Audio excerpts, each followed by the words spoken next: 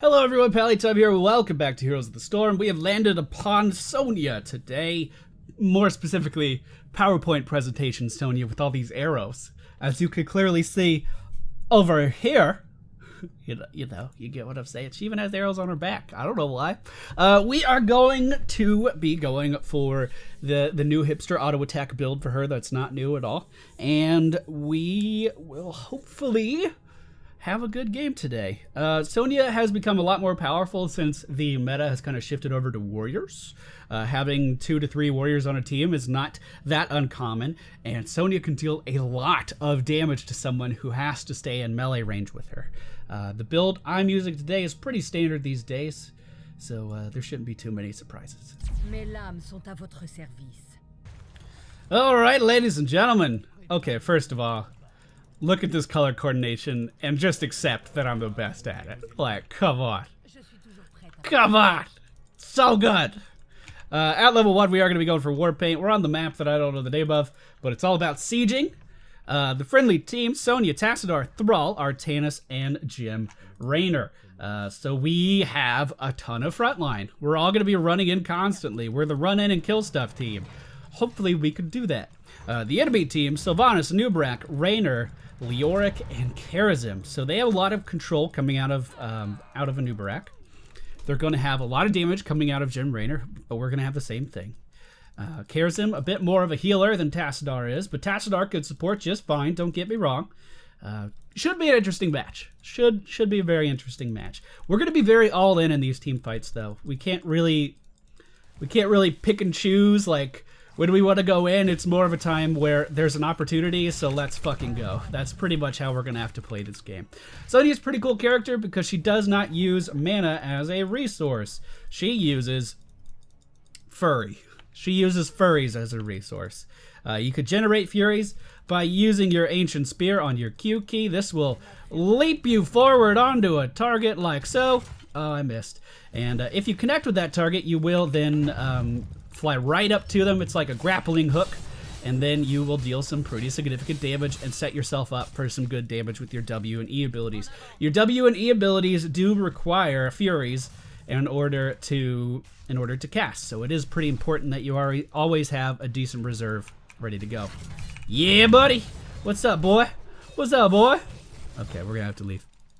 W ability is Seismic Slam. You take your PowerPoint pointers and you slam them into the ground and deal a little bit of damage to the target and then splashing to other targets as well. Oh, you can generate Fury by just going in and auto attack things, by the way. I didn't mention that, I guess. The objectives are down on the bottom side of the map, so we're going to need to make our way down there. 2 people for the enemy team still up in the top lane, which means we should have a pretty good advantage going in here. We're going to be able to collapse right on top of these guys if they're not careful. All right, Jim Raynor actually going up here, which means Sylvanas is by herself down here. Can we get there in time? Can we get there in time? Yes! Yes, Sylvanas! Accept it! Now leave. If you come back, I'll kill you. If you come back, I'll fucking kill you, I swear to God. Okay. We're going to get bottom, no problem. That's going to do 4 damage to the enemy team structures. And now we're going to come in here on a Nubrak. Never mind, he's already dead. Going to apply some pressure to Karazim here. He's going to die pretty quick. The spear going to connect, and then we can slam him down into the earth. Focused attack coming out at level 4 is going to increase our auto attack damage by a pretty substantial amount. Good job, guys. Also, hi. I never said hi. Going to increase our auto attack damage by a pretty substantial amount and going to allow us to outtrade Leoric. Leoric is the warrior killer, as you guys already know. And Sonya is actually a warrior that could just walk right up to Leoric and not give a shit. Because every time we auto attack, we're going to be healing ourselves. More so with War Paint. And, or I guess, is it only with War Paint? I don't remember. And if we get into too much shit, all we have to do is Whirlwind and then we leave. Whirlwind is going to allow you to pass through things that would stop most other heroes, so things like zombie walls and shit like that. You could just go right through those with your Whirlwind. Essentially, you engage on a target with your spear, you right-click, you spam your Seismic Slam as much as you can, and then when it's time to leave, all you do is press E and get out of there. That is going to heal you a little bit. Whirlwind will keep you alive for a little bit. But it's not a ton of healing by any means, especially not with this build. We're not really choosing to upgrade that Very much at all. Tassadar making his way up to the top lane to keep me alive. Can I get a shield? Can I get a shield? If you give me a shield, I'll go in. I'll go in if you give me a shield. Go give me a shield. Okay. Alright, I guess I'm just gonna keep dancing here. Gave himself a shield. What a friend. Yeah, I can't really engage in here. I did see that Raynor used his Q, so, you know, we could kind of poke a little bit, but other than that, I wasn't really expecting to accomplish anything there. Well, Tassadar dying means I have to stay in lane to soak up some of that XP. We are going to get follow through at this level, which is going to increase our auto attack damage after we use an ability. And Sonya can just straight up spam her abilities. So we're going to be able to deal a lot of damage to a single target.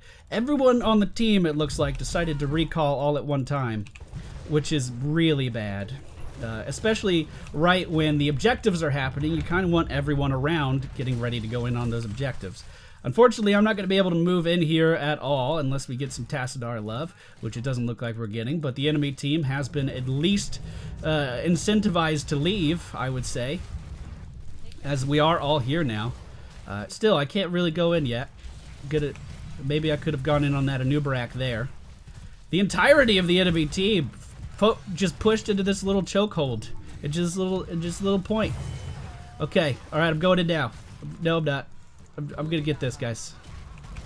We can lock down Karazim. There we go. That's what I was waiting on. We'll make them overextend. Good. Okay, that could have gone better for sure, but we got the kill when the opportunity arose, and not a moment sooner because I didn't have enough health to do anything else. So let's come in here and just spin. We're gonna regenerate a lot of health in this minion wave. And we're going to push this into the tower, which is exactly what we want. Now, since we're not really under contention here, we can just kind of walk in and auto-attack this. Never mind, we've got to leave. I was going to say, we could just auto-attack and get our health back. What kind of build is our Tassadar going for? So he does have Leeching Plasma. There we go. That's what I needed. That's what I needed. And they continue to last after the shield. After the initial shield goes away. This is super strong with Sonya. Crazy strong with Sonya. I just need to get in a position where I can actually auto-attack things. So I'm going in on the tower here. We're going to heal for a ton. With the Leeching Plasma and just our War Paint talent, we are going to be able to heal for quite a bit. I'm just going to trade into this guy because I'm not afraid. I'm not afraid at all. Oh, those siege minions coming in from the mercenary camp on the bottom left going to do a ton of damage to those towers. We're just going to get out of the way of that. Just get out of the way of that. At level 10, we are going to go for Wrath of the Berserker. It doesn't give our team any more crowd control, but what it does give our team is a shit ton more damage from a Sonya. We're going to be able to do things like just completely walk in and wreck face on whoever we want to.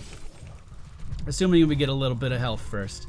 The orbital bombardment, the precision beam, whatever that thing's called, coming in on Raynor. Going to be doing a lot of good. And the next shrine has showed itself, and it's down in the bottom lane. So let's grab this sippy cup, and we'll make our way down there. Thrall on the opposite side of the map is getting a camp, which means he's not going to be able to join us. That sippy cup should bring us up to a little over half health. Looks like we're going to heal for a little bit more than it showed initially indicated. Hello. I did pop Wrath of the Berserker here, so I'm just going to hit things to keep this going. Wrath of the Berserker increases your damage by a fuck ton. By a fuck ton. But in order to keep it going, you pretty much have to stay in combat at all times. As you can see, it's starting to leave me now. Please don't leave me, Wrath of the Berserker. We're going to go in there, do enough damage to make the enemy team's Karazim pop his palm, but not enough to kill him. And we still have Wrath of the Berserker going. Unfortunately, I don't think I'm going to be able to make anything else out of it. Coming in here, let's try to kill off this Leoric. We do just that. I'm going in deep. I'm going in deep because I couldn't get away. I used my only means of getting out of things to engage. But it looks like we are winning this fight one kill at a time. Someone should just get this. Like, we've been fighting over this altar, but no one's actually going for the altar. When I was just running away with this Sylvanas over here, we could have just captured that if Tassadar had moved down there. But that's okay, we got it, I'm not mad. And I did say I used my only means of escape to engage. I guess that's not really true yet, because we're not 13. At level 13, we are going to go for the Mystical Spear. We're going to go for the Spider-Man talent that allows us to use our spear to basically Spider-Man to things. It's grappling hook. The only difference is it doesn't have to collide with a target now. We could just use it whenever we want to. And that is pretty much how you stay alive on Sonya. You can use your Q to get in position, you could use your Q to fight people, or you could use your Q to just get out of things. But that's only after level 13. Only after level 13. Here we go, the Mystic Spear. Let's go ahead and just auto-attack these guys down, generate that furry bar. Gonna be great. It's gonna be great. The friendly team seems to be playing pretty well together. Like I said, we're very all in, so like when we get into these team fights, you'll notice that we have a hard time deciding to leave these team fights, because at some point you don't really know if you're winning or losing until like everyone on your team is dead. That's pretty much how everyone on our team works. I mean, I deal a ton of damage and I'm able to heal through a ton of stuff. Artanis is able to trade with people once his health starts getting low, and Thrall is all about healing based off of dealing damage. So really, like, it's hard for us to decide. It's hard for this team comp in general to decide when it's time to leave these altercations, which, I mean, I totally understand. I get it. We're just going to continue to auto-attack and then spam an ability. This is going to increase our damage output a fuck ton throughout the course of this game. Let's come in here, and you know what? Let's leave. I don't want to get shot by Raynor. I think I'm just going to leave. Do we have Sippy Cup middle? Yes, we do. So I'm going to grab that and then join in on whatever's going on down here in the bottom lane. Looks like a lot of people all in one spot down here. It actually looks like we're winning this a little bit. Jim Raynor overstaying just a little bit. Now, the Divine Palm is not going to save Leoric. That is huge. Here we go. Wrath of the Berserker. I'm coming in on the back line here. Hello, baby girl. Where are you going? Where are you going? No, I don't think you're going anywhere. And now Jim Raynor completely stuck. Quadra kill for the friendly team. Good job, guys. Very nicely done. Gonna go ahead and grab this shrine, which is gonna shoot 4 more projectiles. 5 more projectiles at the enemy team, excuse me. We could boss now, if everyone wants to.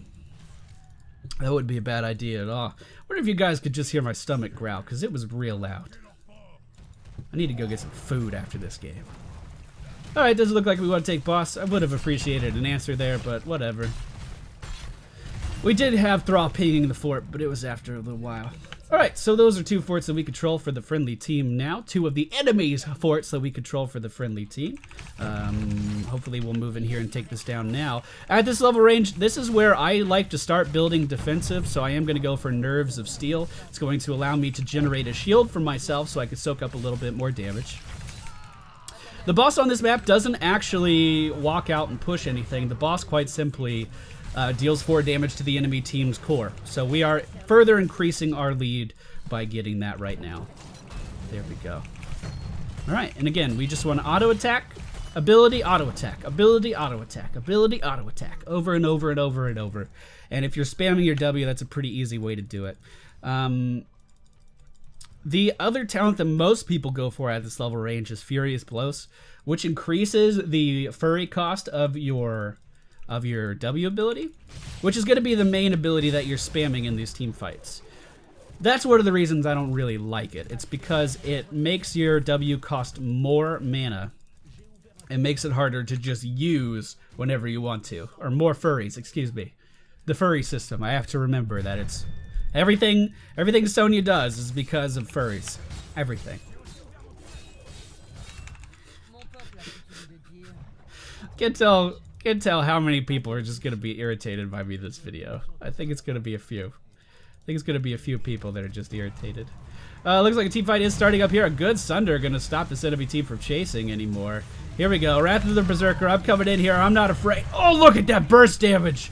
Right on top of the enemy team's Anubarak, and now these guys are just right in the middle of our buildings. Jim Raynor, you ain't going nowhere. I thought they were re-engaging, so I popped my shield, but I could have just saved that. Now let's get both these shrines. These guys are pushing into nothing. They Hyperion nothing. Sylvanas could re-enter from right here. Doesn't look like she is. I'll let Jim Raynor get it, and I'll zone. Come on. Come on in. Of course, if we go into their base here, we just die, so I'm not going to be stupid enough to cross that line. But that, ladies and gentlemen, is 10 more damage done to the enemy team's core. A little bit more, and we're going to win this game it's pretty one-sided so far. Pretty damn one-sided. We're just going to generate our furry back heal off of this structure. Boom, boom, boom. Now we're taking that over for the friendly team. Looks like they might be trying to retake over top right now, but they're not going to be able to. So essentially, The only way that the enemy team doesn't lose on the next objective is if they kill us all and start taking forts back and stop us from getting the next objective. But if that does happen, we could just simply wait for the boss to respawn, which is going to be 2 minutes and 30 seconds from right now. We have a pretty commanding lead. They can come back from this. It's just going to be very, very difficult for them to come back from this. As the friendly team moves in and takes down the last... Oh, never mind. They have been taking them back. Basically, if we do take over all of the forts for the enemy team, we are going to be dealing 1 damage like every few seconds to their core, just over time. I'm not going to pop Wrath for this, but I am just going to come in and deal some damage. He'll go ahead and just creepy walk out. Nubarak hard engaging on 5 people, just a terrible decision. Terrible decision. He saved Leoric. He walked in and he helped save Leoric, so good. Leave. Don't use your only escape to engage further into your death. We are being very aggressive here, but I feel like it's okay too. Hyperion's firing off at the exact same time. Let's just go ahead and make sure this dies, shall we? Alright, taking that over for the friendly team. Okay. I mean, if we just want to kill people. I'm going to go for Nexus Blades at level 20. You ain't going nowhere. Just going to increase my auto attack damage even more. Increase our survivability even more. Looked like Gem Raider could have potentially killed me there, so I did go for the Nerves of Steel. I just want to accentuate my point that Sonya really excels with teams that have heavy front lines. She's able to assassinate a ton of people. She deals just a massive amount of damage with the build that I'm using here. But she is not a tank. At least she can't build to be a tank easily. So if the enemy team wants to kill Sonya, they can, which is why it's so important that she has that front line with her at all times. I'm doing everything I can to heal off of a Nubarak here, and it looks like it's going to be enough. We're going to make it, and that's going to win the game. You really do need people right by your side in battle. Kind of like the same mentality that the Butcher has. The Butcher can annihilate a whole team, but he cannot be the one to engage most of the time. He needs his team to move in with him. So we just got lucky with Quick Fetch today. We had some people that supported us really, really well. We had a very aggressive team comp, and we were able to come in and win no problemos. So this is a pretty standard build, as I mentioned. Warpaint at level 1, basic attacks heal you for 30% of the damage dealt. It's significant that it does percentage healing because focused attack is increasing your auto attack damage every few auto attacks. Follow through, increasing your auto attack damage. Wrath of the Berserker, what's it do? Well, it increases your auto attack damage. No, actually, yeah, it does. Okay. Increased auto attack damage dealt by 40%. So, and also makes you significantly more survivable, by the way. So everything we did for our first 10 talents increases the healing of Warpaint. If you do this build and you don't take Warpaint, you're really, really, really hurting yourself. Then, furthermore, Mystical Spear Spider-Man's going to allow us to get around the map easier and disengage, which is something we're very much lacking in this build. If we picked Leap, we could engage or disengage with that, but because we went Wrath of the Berserker, we don't have an easy way of getting out of these fights. And the Spider-Man talent is just for that. Nerves of Steel, you activate to gain a 30% shield of your maximum health for 5 seconds. Just a good way to stay alive. And then basic attacks deal 20% more damage and slow enemies. This is passive Nexus Blades. And wouldn't you know, it has synergy with the rest of our build. Very well thought out, very common these days, and a great way for Sonya to just completely go in and dominate a situation. Our Thrall did so much damage this game. Good lord. Thank you all for watching. I hope you enjoyed. I'm going to go get some food, but I'll see you all next time.